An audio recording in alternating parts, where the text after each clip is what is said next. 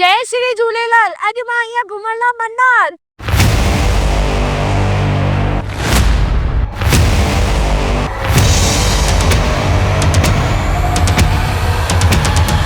हिन वक्त मां हुन व्यू पॉइंट ते आहियां जिते चेन्नई एक्सप्रेस मूवी जी शूटिंग थी हुई।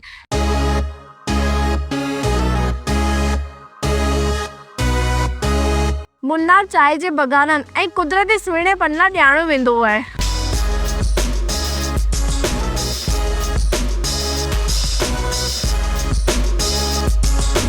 मुन्नार में तव्हां जहिड़े बि पासे वेंदव तव्हांखे हुते चांहि जा बगान ज़रूरु नज़र ईंदव, छोकी मुन्नार ॼाणो ई चांहि जे बगाननि लाइ वेंदो आहे।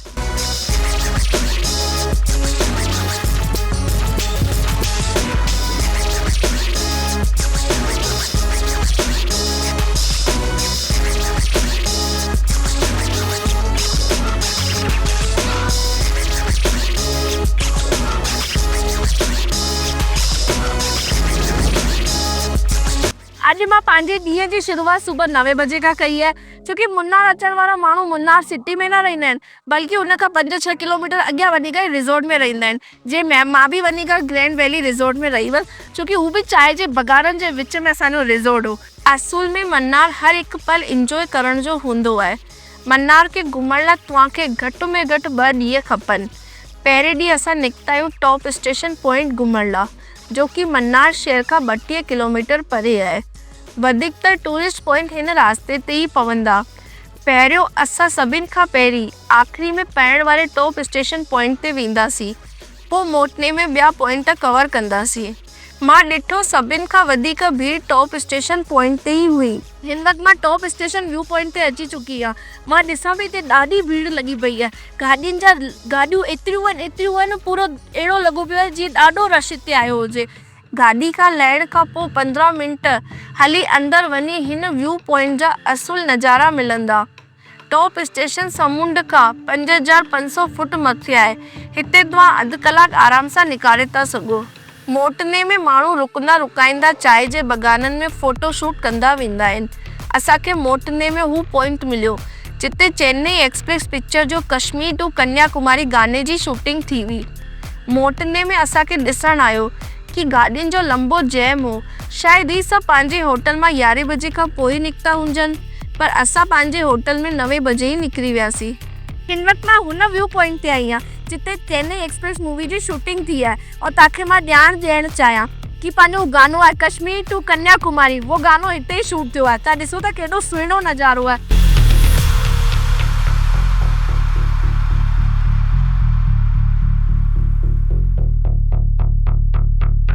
ही मुंहिंजी कॉफ़ी तयार थी अची वई। या हिते जी कॉफ़ी आहे, छोकी हिते बगान आहिनि कॉफ़ियुनि जा, चांहि जा सभिनि जा। हाणे टेस्ट कयूं था कि हिते जी कॉफ़ी कहिड़ी आहे। और बाक़ी नज़ारनि में कोई भी कमी कान्हे। हिते तव्हां वेही करे पूरो ॾींहुं बि निकारे था सघो इन नज़ारनि खे ॾिसंदे। ही पॉइंट भले इको पॉइंट जे नाले सां मशहूरु आहे, पर माण्हू हिते बोटिंग जो मज़ो वठणु ईंदा आहिनि। ऐं गॾु में हिते रोडनि जे पासे लॻियल वण रास्ते जो सुहिणोपन पिया वधाइनि। ही पॉइंट मट्टुपट्टी डैम सां गॾियल आहे। हिन लाइ ही पाणी डैम जो रिज़र्व पाणी आहे। हिन वक़्तु मां इको पॉइंट ते अची चुकी आहियां। इको पॉइंट उहा जॻह आहे कि पाण पंहिंजो आवाज़ चिल्लायूं त पाण खे वापसि आवाज़ रिटर्न में मिले। मां चिल्लायां थी तन्नू, पर हिते अहिड़ो न पियो थिए। पहिरीं थींदो हिते, अॼु अलाए छो कोन पियो थिए। पर मां ॾिसां पई हिते लोकल्स माण्हू मच्छियूं था पकड़नि। हितां खां अञा बि बोटिंग पॉइंट असांखां 200-300 मीटर परे आहे। तव्हां ही त ॿुधियो ई हूंदो कि चांहि जी साई पत्तियुनि खां ई चांहि ठाहिण वारी पत्ती ठहंदी आहे, पर कीअं ठहंदी आहे हू ॾिसणो आहे त अची वञो हिन ई रस्ते ते पवण वारे मट्टुपट्टी चांहि फैक्ट्री में, जिते तव्हां 100 रुपए जी टिकट कटाए समूरो प्रोसेस ॾिसी था सघो ऐं पंहिंजे घरनि लाइ कॉफ़ी, चांहि या चॉकलेटूं बि वठी था सघो। ही समूरो रस्तो नज़ारनि सां भरियल आहे। हिन लाइ माण्हुनि खे 5 खां 6 कलाक लॻी वेंदा आहिनि मन्नार मोटण में। हिन लाइ माण्हू शाम ऐं नेरनि जो वक़्तु होटल या रिज़ॉर्ट में इंजॉय कंदा आहिनि। हिन लाइ कोशिशि कयो कि तव्हांजे रहण जी जॻह कुदरती नज़ारनि जे विच में हुजे, छोकी मन्नार ॼाणो ई कुदरती नज़ारनि लाइ वेंदो आहे ऐं शहर में ई नज़ारा तव्हांखे न मिलंदा। मुन्नार जे सुहिणेपन खे ॾिसण लाइ करे माण्हू अहिड़ी जॻह ते अची रुकंदा आहिनि जिते नेचुरल एनवायरनमेंट हुजे। हिन लाइ असांजे लाइ हॉलीडे लाइफ टूर कंपनी पारां ग्रैंड वैली रिज़ॉर्ट खे बुक कयो वियो आहे। हिन रिज़ोर्ट में चांहि जे बगाननि जे विच में तव्हांखे सुहिणो स्विमिंग पूल मिली वेंदो, ॿारनि लाइ आउटडोर गेम बि मिली वेंदो ऐं इनडोर गेम बि मिली वेंदो। हिन रिज़ोर्ट खे ॾिसी लॻे थो कि पाण कहिड़ी ॻोठ में अची विया आहियूं। मन्नार अचण वारा माण्हू चांहि जे बगान में पंहिंजी फोटो छिकाइण पसंदि कंदा आहिनि, पर असांजो रिज़ोर्ट ई चांहि जे बगाननि में थी वञे त कहिड़ी गजब जी ॻाल्हि आहे। अॻिते तव्हांखे हाथी ते सवारी जो बि मौक़ो मिलंदो, छोकी साउथ वञो हाथियुनि जी सवारी न कयो, ही थी नथो सघे। हिते तव्हां सिर्फ़ु हाथियुनि जो 15 मिंट जी सवारी था करे सघो या पोइ सवारी सां गॾु सनानु भी करे था सघो। ॿिन्हिनि जा पैकेज अलॻि अलॻि आहिनि। 10 से 15 मिनट तक सवारी 10 to 15 मिनट के प्रोग्राम है। बादशाह और 2000 रुपये लेते हैं 1 घंटे के प्रोग्राम है। चेकिंग क्लासेस वगैरह रहना पड़ेगा। अच्छा 1 घंटे के प्रोग्राम है। असां हिन रूट जे आख़िरी पॉइंट रोज़ गार्डन ते आया आहियूं। हिन गार्डन में गुलनि जी ॾाढी क़िस्मियूं आहिनि। अगरि तव्हां गुलनि जा शौक़ीन आहियो त इंजॉय करे था सघो, पर हिन खां वधीक तव्हां मन्नार शहर में वसियल गार्डन जो मज़ो वठी था सघो, जितां तव्हांजा ॿार निकिरण जो नालो ई न वठंदा।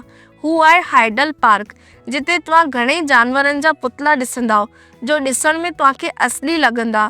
हिते ॿारनि जा घणेई झूला आहिनि। ही पार्क भी एतिरो वॾो आहे कि घुमण लाइ तव्हांखे 2 कलाक लॻी वेंदा। हिते फिश एक्वेरियम सां गॾु गॾु ॿारनि लाइ एडवेंचर एक्टिविटी भी मिली वेंदी। हिन वक़्तु मां आहियां चिल्ड्रन पार्क में। ॻाल्हि कयां टिकट जी त एडल्ट जी 80 रुपया पर पर्सन, अगरि तव्हां सां गॾु ॿार आहे त हुनजी आहे 40 रुपया पर पर्सन, पर पैसा पूरा वसूल थींदो। ॿिए ॾींहं ते असां सभिनि खां पहिरियों एराविकुलम नेशनल पार्क वियासीं, जिते तव्हांखे अधु ॾींहुं लॻी वेंदो। हिन असां इन पॉइंट खे ॿिए ॾींहं जे पहिरें हिसे में रखियो। ही केरला जो सभिनि खां पहिरियों नेशनल पार्क आहे। हिन असां 200 रुपए जी एंट्री टिकट वरिती। 5 साल खां वॾे ॿारनि जी 150 रुपए टिकट आहे।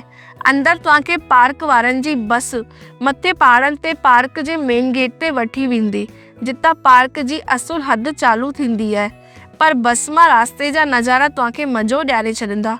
20 मिंट जे रास्ते खां पोइ मेन गेट अची वेंदो, जिते खां तव्हांखे 2 किलोमीटर अंदरि ई नेशनल पार्क पंधु ई घुमणो पवंदो, जो कि चढ़ाई वारे रास्तनि सां भरियल आहे। अगरि तव्हां सां गॾु बुजुर्ग या ॿार आहिनि त तव्हांखे परेशानी थी सघे थी। असुल में हिते जा नज़ारा, पाणीनि जा झरना ऐं नीलगिरी बकरियुनि खे ॾिसण लाइ माण्हू ईंदा आहिनि। ही समूरे पार्क खे घुमण लाइ 3 खां 4 कलाक लॻी वेंदा आहिनि ऐं ही पार्क मन्नार खां 8 किलोमीटर परे आहे। हाणे असां पंहिंजे अॻिते पॉइंट मसालनि जे पार्क वञण वारा हुआसीं, छोकी केरला में घणेई मसालनि जी पैदाइश थींदी आहे। हिन लाइ असांखे मन्नार शहर खे पार करे कोची रोड ते 8 खां 10 किलोमीटर परे वञणो आहे, जिते घणेई माण्हू आयल हुआ।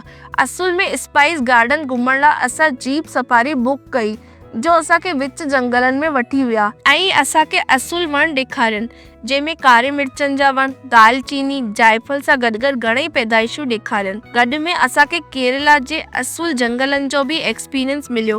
हिन जीप सफारी में असांखे 3 कलाक लॻिया, जंहिंजे लाइ असां समूरी जीप जा 4000 रुपया ॾिनासीं। असांखे समूरे ॾींहंनि में पार्क ऐं स्पाइस गार्डन घुमण में 8 कलाक लॻी विया। हाणे असां शाम केरला संस्कृति खे एंजॉय करण लाइ बुक कई ऐं मन्नार खां 5 किलोमीटर कोची रोड ते कथकली डांस ॾिसण लाइ 300 रुपए जी हिकु माण्हू जी टिकट वरिती, जिते असां हिते जो कल्चर डांस ऐं एडवेंचर एंजॉय कयो।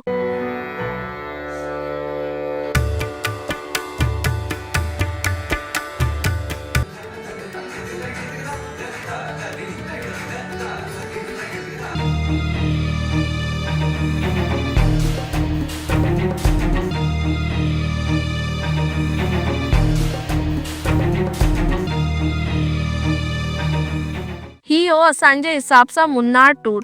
अगरि सुठो लॻियो त चैनल खे फॉलो करे छॾिजो, वीडियो लाइक करे ई वञिजो। जय श्री झूलेलाल।